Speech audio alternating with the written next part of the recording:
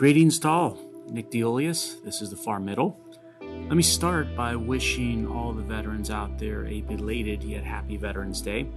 Thank you for your service. We are often reminded, especially in current times with all the global chaos that's going on out there, that there is nothing free about freedom. You hear that all the time. And yep, that's more true than ever, I'm afraid.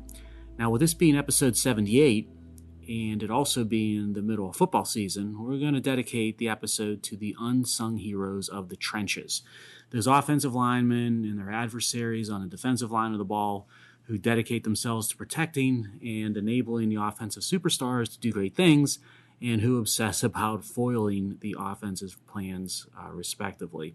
These are the ones who never got the limelight they deserved, who paid the heaviest prices in many instances, and who were noted for keeping their heads down and doing their jobs. Yeomen to be admired. And by the way, the number 78 was one worn by legends of the trenches in NFL lore, both offensive and defensive sides of the ball. Some of the great 78s of NFL history in those trenches, it's sort of a who's who. They include Jackie Slater, right? Jackie Slater's a Hall of Famer on the offensive line. He blocked everyone and everything, and while he was doing that, he made the greats great. And specifically here, I'm talking about Eric Dickerson, who was one of the great running backs in NFL history. You got Bruce Smith. He was a 78, my favorite Virginia Tech Hokie and Bill defensive lineman. He defined that position basically in the 1990s, and he propelled the Bills, of course, to 4 Super Bowl appearances. And, of course, he's a Hall of Famer, too. You got Curly Culp for all those old-timers out there, another 78. He played when I was a little kid. I remember him with the Oilers where he first wore the number 78. Defensive lineman that ended up in the Hall of Fame, but also Curly Culp, for those of you who aren't familiar with him, he was an NCAA heavyweight wrestling champion, so a great athlete. Unfortunately, he passed away last year. I'm sad to report that. And then another defensive great who wore 78 was Bobby Bell of the Kansas City Chiefs. He was part linebacker and part defensive end. He was no stranger to the trenches of the NFL. And perhaps the greatest of the 78s was Anthony Muñoz, the ultimate offensive lineman. If you recall, we dedicated an episode a few weeks ago to the great John Hanna, who I said at the time might be the greatest offensive lineman ever. Might was used because a lot of people consider Muñoz to be the greatest. So it's good to get him into a dedication as well. Yeah, those trenches, that's where the unsung heroes toil to allow the stars to shine or not shine, depending on which side of the ball you're fighting in the trenches on. Think of all the legendary quarterbacks and running backs and wide receivers who basically summited greatness by either being helped by the offensive linemen in the trenches or by overcoming those greats prowling the defensive side of the trenches. So episode 78 goes to those in the trenches of the NFL who wore the number 78, greats who made greats or went head-to-head against other greats. Maybe they didn't get the recognition they deserved by fans at the time, but they certainly got it from their peers on the field. So let's get going, making connections in the way the patron saint of the Far Middle, the great Dr. James Burke, did on his BBC series Connections. We started the episode honoring those in the trenches, and trenches used to be the method of choice for sewage systems across civilizations. Now, they were crude, but trenches worked because, well, gravity works. And the problem, of course, was that trenches for removing human waste are not the most hygienic method, and they will create the opportunity for disease to spread. Poor sewage, it killed millions of people through the years until the technologies advanced to where they are today. Heck, maybe hundreds of millions died when you think about it, and you add it up over all the years. Now, you and I, we're going to take the modern toilet for granted. They're everywhere, and they always work, but maybe we shouldn't take them for granted, because these days it seems governments across the land, they're perplexed with how to install the standard toilet in their city or building or park without spending crazy amounts of money and taking years to do it. That's taxpayers' money, by the way, and that's your money, by the way. Now, in San Francisco, which is a city whose dysfunction we discussed numerous times on prior Far Middle podcasts, it's an extreme example of the economics of public toilets in cities these days. Now, what I'm about to tell you, I'm not making this up. This is actually happening. So first, understand that the condition of San Francisco streets is shocking. And it's a throwback to those hundreds of years ago that I just mentioned, where trenches, or in this case, curbs of streets, they're serving as the main conveyance of human waste due to the breakdown of social order on the streets of San Francisco. So human feces and waste, it's everywhere one walks in numerous neighborhoods. It's creating a definite health crisis.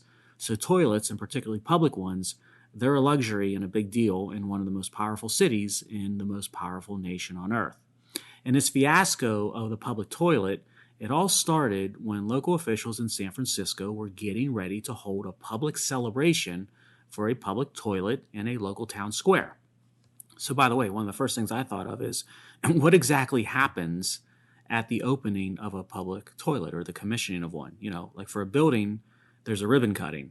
And for a groundbreaking, there is a symbolic first shovel of dirt or something like that. What do you do here? Is it like a celebratory first flush? I'm not sure.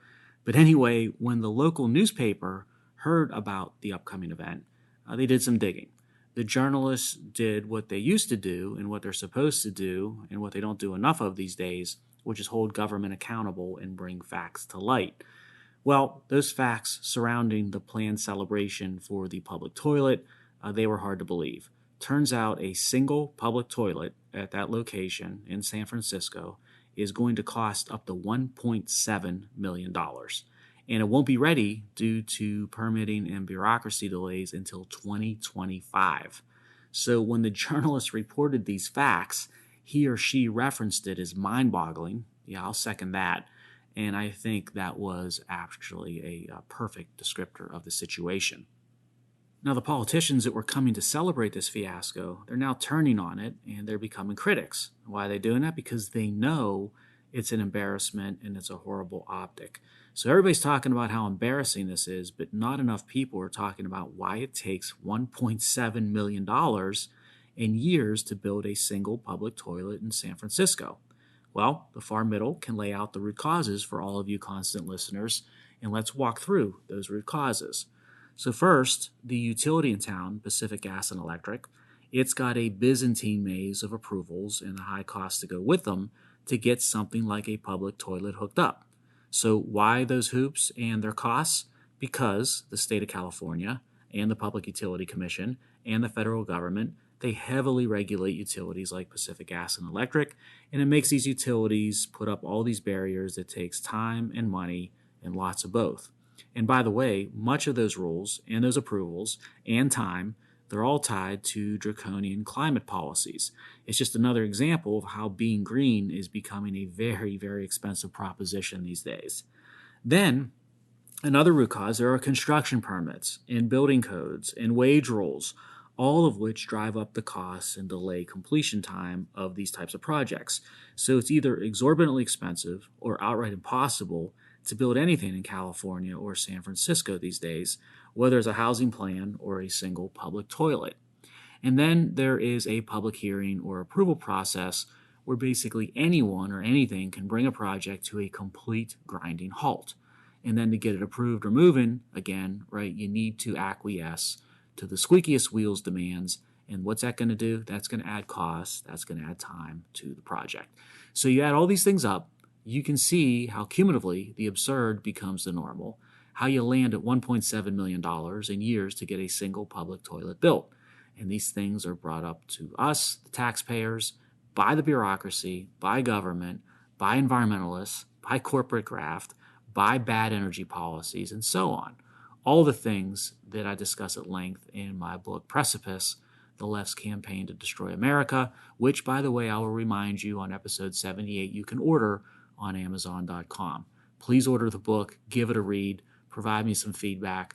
All the proceeds from the sale of the book go to the CNX Foundation Mentorship Academy.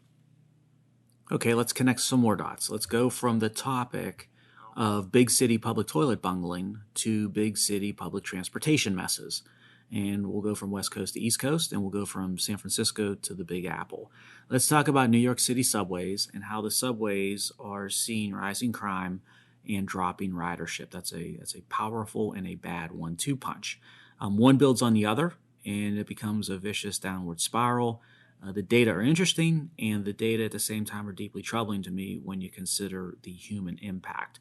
So first, there is the issue or topic of violent crime. Killings on the subway in New York City in 2020 to 2022, they exceeded those in the 12 years prior, as in the 12 years cumulatively. Felonies are up over 40% year on year. There is no guarantee of safety at any time of day in the New York City subway systems these days, and that is just a sad fact. Second, there's what's going on with ridership. So ridership is plummeting. 81 million ride the subway in New York City monthly in 2022. Now that sounds like a lot, and it is a lot. 81 million is a lot, but that's down from 142 million monthly in 2019, which is over a 40+% drop. So when you couple violent crime exploding with plummeting ridership, it's an ugly picture, as I said, that's being painted for the Big Apple's primary mode of public transport. And just like San Francisco and its health crisis with human waste on the streets, it seems as if the more of taxpayer money the government throws at the problem to supposedly fix it, the worse the problem becomes. You sort of add it to the examples of how government oftentimes makes things worse when it's not held accountable. Now, the topic of public safety and crime, it really brings us to another connection, and it's what I'll tag as the fallacy of be aware of your surroundings, right? You hear that all the time, of being aware of your surroundings from politicians and others in our big cities about how to navigate and avoid crime, right? Pay attention, be smart, don't go here, walk with someone, stay in lighted areas at night, and so on. So I saw this overused soundbite once again on a news clip talking about how Los Angeles, and specifically West Hollywood or WeHo, that neighborhood's crime is up something like 140% year on year, just a huge increase in crime. And the mayor of West Hollywood uttered that oft-used phrase of being aware of your surroundings. But if you really are aware of your surroundings of late in our larger cities, then you're going to reach some straightforward conclusions or decisions. So if you're a New Yorker, you're going to think long and hard about even going down into the subway any day, any time of day. It's become that bad, as we've just discussed. And you can see that just reading any daily version of the New York Post or the New York Times or the Daily News. They're all sort of reporting on this. If you're in Los Angeles, and again, let's take West Hollywood, as we just discussed, you're not going to go out at night to a club or restaurant. And if you do venture to one, you should be worried that you're being watched and potentially set up for a robbery once outside, or maybe a home invasion when you're followed home. It's happening more and more in these trendy neighborhoods and areas of Los Angeles, including happening to reality show celebrities. So the ultimate landing point for many residents on this being aware thing, at least over the long haul, is to decide to move out of that zip code or city, because once you become aware of your surroundings, you realize it's not safe or worth it to live there anymore. But that assumes the person has the means and the job skill sets and the finances to move. What about those who don't? Unfortunately, they're forced to stay and they're forced to endure. And as has always been the case in our national history, the poorest and the most vulnerable, they're the ones that have to endure what all of us would find unacceptable, and they've got to endure it the longest. The poorest pay the steepest price when public institutions and public leaders don't lead and they're not accountable. Yeah, we've talked a lot about different connections regarding government's inability to lead and be accountable to taxpayers and citizens, and then the knock-on effects of those types of trends. And that brings us to the dot to connect to of, well, if government is not focusing on the basics of taxpayers and citizens, then what is government obsessing about? And the attention of bureaucrats and politicians today, it's going to ideology and negotiating or bartering our national interests and leverage to further the chosen or the favored ideology. Now, a big example of this, of course, is at play with what's occurring with climate change policies and all those accords and regulations that go with them. So you see this from our climate czar to Congress, to mayors of our larger cities, to the heads of the EPA and DOE within the regulatory state. You see it with states like California and New York, and you also see it, the biggest example, with the President of the United States himself. Today, the highest levels of our government, or governments as in plural, are negotiating pacts with other nations that promise to benefit the climate in 50 years, but that clearly damage U.S. interests today, and that supports our adversaries today as well. So when we're doing those things, or our leaders are doing those things with respect to those energy and climate policies, is that doing the right thing? Because that's what the left says it is. It's doing the right thing. That's not what I say when you look at the science and the reality of these policies and accords in action. Is it a conflict of interest for those leaders when they're pushing these types of policies and accords?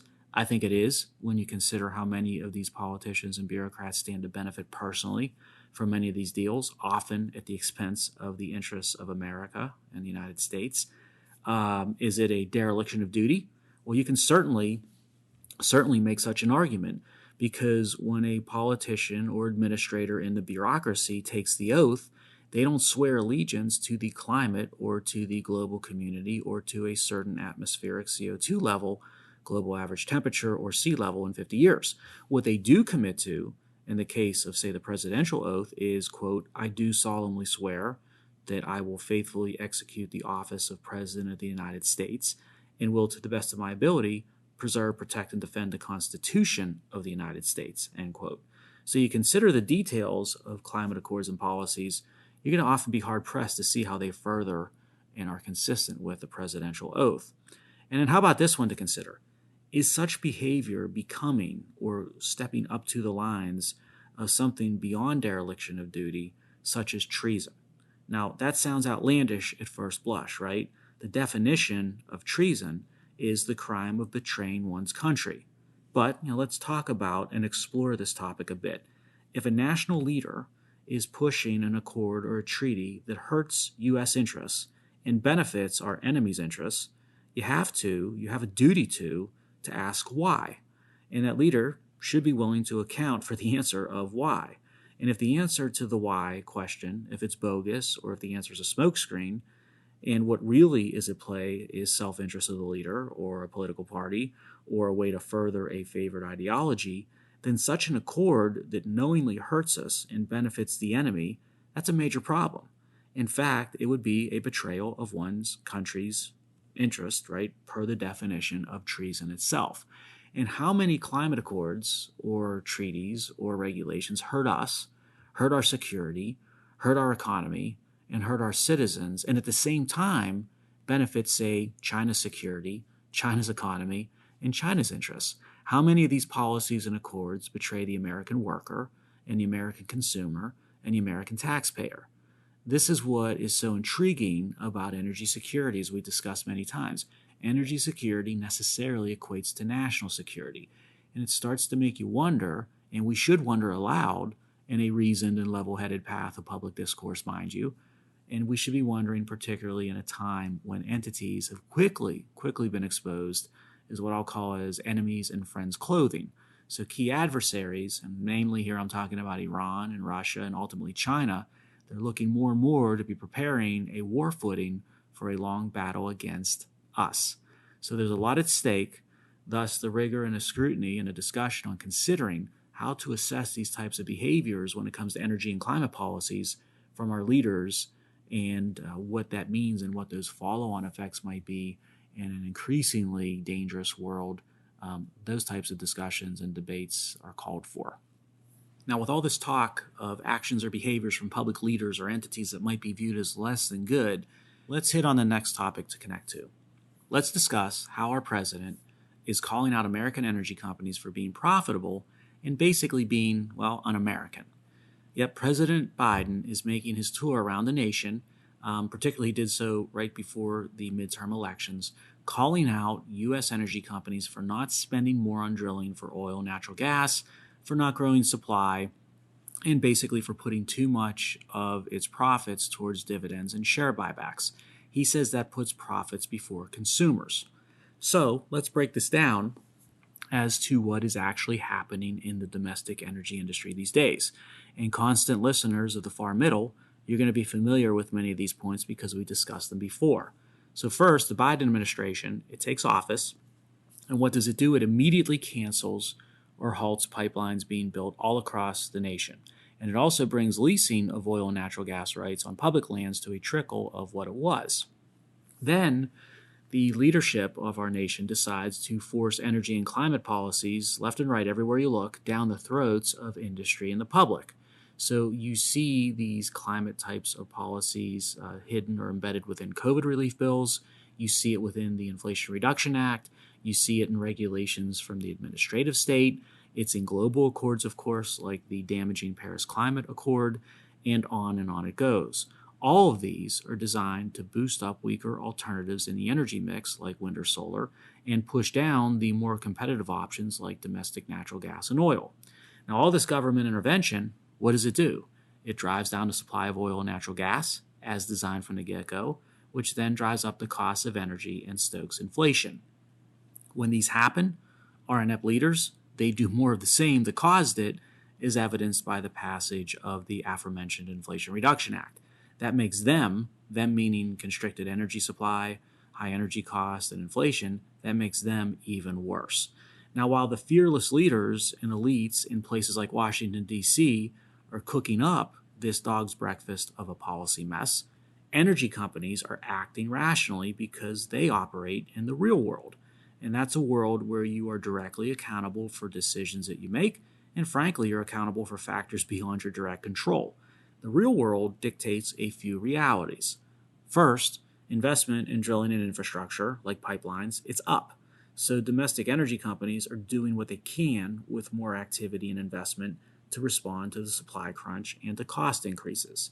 Second, domestic energy companies would love to drill more and build more pipes, but they can't because the projects won't be approved, the leases won't be granted, and there's no room to transport incremental production in the existing plumbing of our pipeline infrastructure.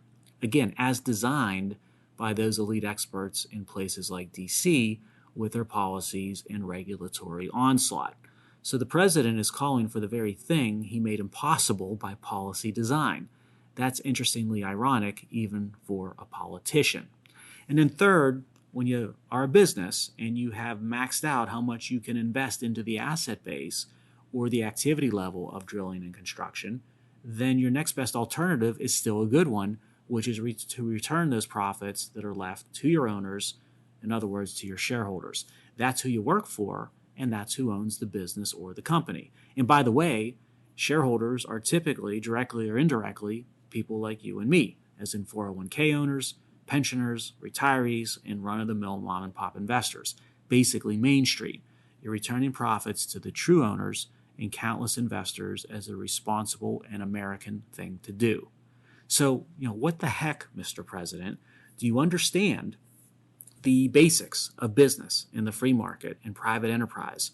Do you realize the impact of the policies and regulatory state you fed and turned loose on the American people? Do you see now you are the cause of the very problems you now complain about and finger others as the perpetrators? And do you see now why you are pleading with the Saudis and they laugh, why you try to bribe the Iranians and they rebuff, why you threaten the Russians and they invade, and why you court Venezuela and they insult? Your actions and policies, they're doing great damage to America and the world. Embrace the reality, reverse these damaging energy and climate policies now, and then watch the doers in free market quickly right a ship that is severely listing and dead in the water. All this is serious stuff for sure, constant listeners, in episode 78. But I am bringing episode 78 down the home stretch. Let's end with something fun, something positive, something interesting. And let's go to the world of jazz. We spoke this episode about the state of the New York City subway system. And one of the most famous of jazz tunes is Duke Ellington's Take the A Train, which is a composition, the Duke's most famous score, by the way, about the A Train subway line in New York City. Now, who composed the Take the A Train composition for Ellington? Well, it was a musical genius from Pittsburgh, Pennsylvania, my hometown.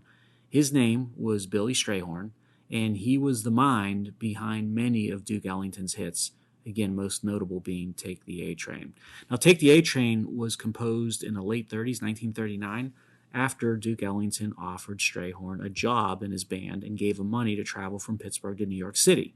Ellington wrote directions for Strayhorn to get to his house by subway, directions that began with Take the A Train. The rest, of course, was history. In Pittsburgh lore, when it comes to Billy Strayhorn, it gets even more interesting. He attended Westinghouse High School, which is, by the way, still functioning, and that's the same high school that was later attended by two other giants in the field of jazz, Earl Gardner and one of my favorites of all time, Ahmad Jamal. So the New York City subway and its riders, they're going through some tough times as we discussed in episode 78.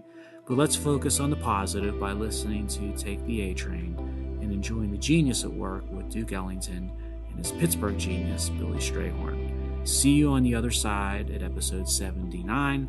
Have a good week, everybody.